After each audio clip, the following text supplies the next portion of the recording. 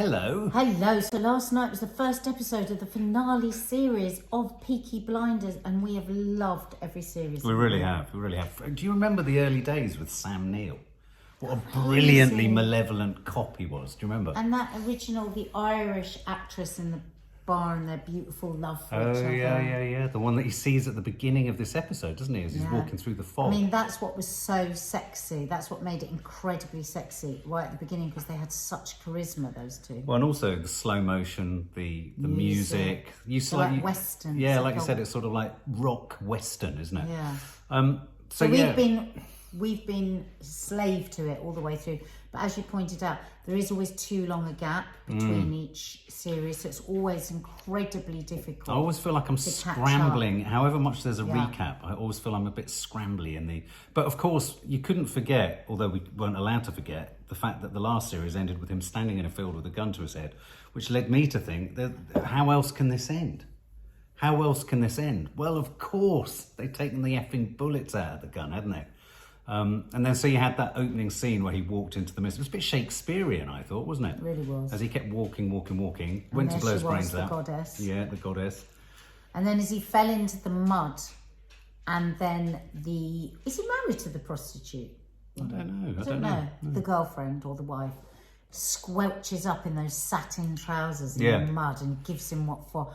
I love her character. Oh, I thought you were going to say you loved her pyjamas. I love her. I love her strength. Yeah. I love how much she loves him. Yeah. And puts up with all kinds of shit. Yeah. And she was utterly brilliant when she dropped the bullets. Though I did wonder, why did you pick the bullets up? Well, and also you wouldn't be able to put them in a gun. I thought he was going to try fumbling to put them in a gun, but they were so covered in mud, weren't they?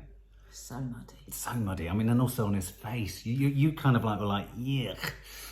So up until then, we knew what was going on. Then he goes back to the house, and then there was a brilliant scene with the IRA woman on the phone. Oh, yes, with the body bags.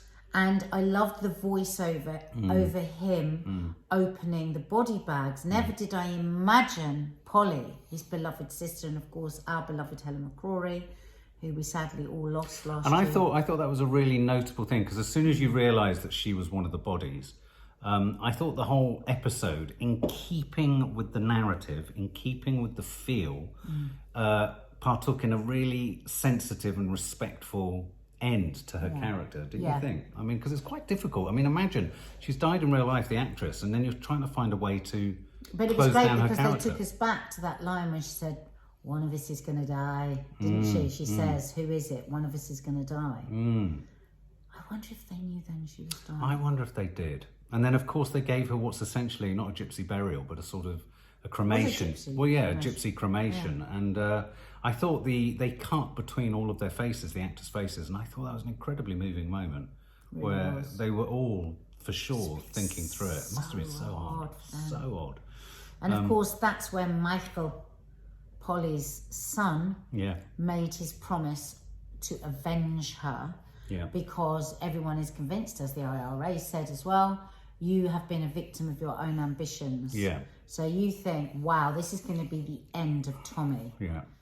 So up until now, we know what's going on. We've got a grip on it. And then suddenly we're in a bar 4 years later. 4 years later. Yeah. And I was excited because he walks in, he asks for a glass of water. I know. I have to say, although that scene was totally confusing as to why was he in Newfoundland, what's going on, why has this time passed, where is he, why isn't he dead, and all that kind of stuff.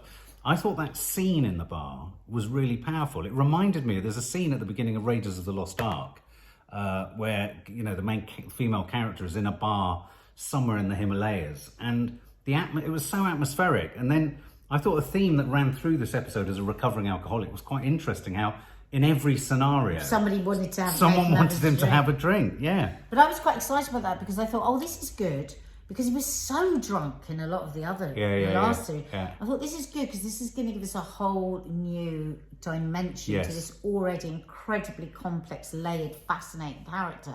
I forswore alcohol 4 years ago. I love it when he goes into Shakespearean drama. And then it all went tits up. We didn't know what the hell was going on. Well, he nearly killed someone. He nearly took someone's face off. So but clearly, up until that, before he even did that, we didn't know what the hell was going on. But especially because the guy in the bar burnt his business card. He'd booked the room out upstairs for a meeting.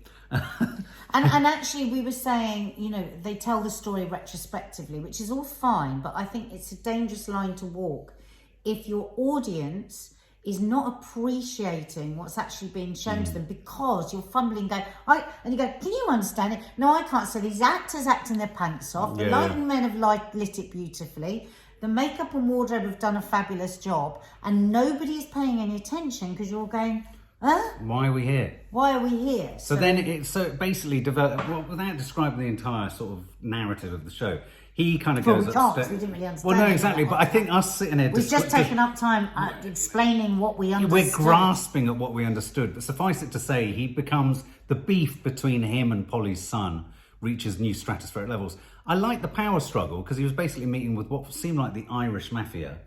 I think they were the Irish mafia. Know who they were. They were cross about in potentially dealing with the Jewish mafia. And then there's always the Italian mafia in the background. Oh my God, do you want to full-out war? Yeah. From Anya Taylor-Joy. Anya Taylor-Joy, yeah, absolutely. And then you're right, these moments, was there a passage of time before we then found Polly's son in prison? I don't know. We literally do not know. We don't know why Michael ended up in prison. Because he handed him that bag, the suitcase, and in it was the opium. Yes. That's right. We found that out at the end. That's why Michael was in prison, because Tommy set him up with a suitcase. Wouldn't he have looked in the suitcase?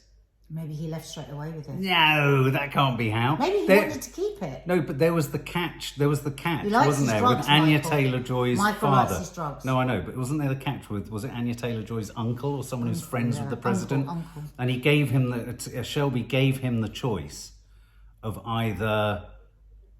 Oh, I don't know. Oh my God! It's so complicated. So basically, it all got very complicated in the middle. Yeah. And Anya Taylor-Joy is very, very cross with Tommy because Michael is now in prison, and it seems that Tommy's going to leave Michael in prison for quite a while. Yeah. Because Michael has a tendency to overstep the line with Tommy. You think he's more of a psychopath, don't you? Michael's a psychopath. Why? I can't remember what he did last series, but he's definitely a psychopath. Yeah, okay, fair enough. Well, meanwhile, in the background, there's Arthur Shelby, who's jabbing opium into himself like it's going out of fashion. He turns up late to Christmas. Off his tits. Off his bananas in an opium den. Because Polly left him. I know, absolutely. Yeah, it's his form of grief. But he fucked it up as Santa Claus, didn't he? Got back too late. He was fast asleep in an opium den, and then his wife came in and wrote on his chest. What did she write on his chest? Arthur Shelby. No, and it wasn't his wife. It was Sophie Rundle. Oh, yes. Who's his sister. That's right. And I hope we're going to see a lot more of the sister and a lot more of Tommy's wife. What's Tommy's wife's name? I can't remember. Natasha. I tell you what. I love her character. I want to see more of her. Can I ask who all the kids were? No, I don't, because I don't. Who did all the kids belong to? And who, when Iris was terribly ill, who the hell was it that Tommy was screaming, do whatever Tony says, do whatever? He just keeps... What, at the end? Yeah, but he was talking about. No, he was screaming because his daughter was in a flu-like symptoms. No, gypsy, wasn't because she was in supernatural. No, it was because he realised a gypsy spell had been put upon her. Do you think? Don't go with the horse, don't look at the light, don't No, I thought that was just his gypsy superstition, because she says it's all that gypsy stuff, isn't it? She had a spell put on her. By who? By whoever those people were that we don't know who they were, that he kept saying, He did go batshit crazy whilst his prostitute in the background. He was talking about being with her. I was on tender hooks all the way through because they were having a nice conversation. I know. And the prostitute woman loves him, and I thought the other woman's going to go, all right, down the phone and ruin it all. What, is she from Liverpool? Yeah. He was still in Newfoundland. Yeah, that's right. She was going, bonjour. So as you can well imagine, we loved being back in the landscape. We love all the characters. We love the actors. Struggling to connect bits and bobs. But it's like I said to Mark, I wouldn't say I didn't enjoy it. No, I really enjoyed it. And I think by the next episode, we'll remember what the hell's going on. I think our big problem was we don't remember what's going on with the IRA and what's his name? No. The Nazi guy. Oh, Mosley. We can't remember. They tried to shoot him. Yeah, but we don't know why, because they said you made a mistake by keeping him alive. You interfered in matters that weren't for you. Yeah, there's a lot of unanswered questions, which we haven't had time to go back to the last series to kind of remind ourselves of. And we will never have time. No, so we we won't. will So never there we know. go. So if you can answer any of those queries, please do below. And I bet you will. You will, won't you? And that will set us up for the next show. And if it's your first time joining us, hit the subscribe button and the notification bell. That wasn't really a review. That was just a sharing of confusion. Yeah. Yeah.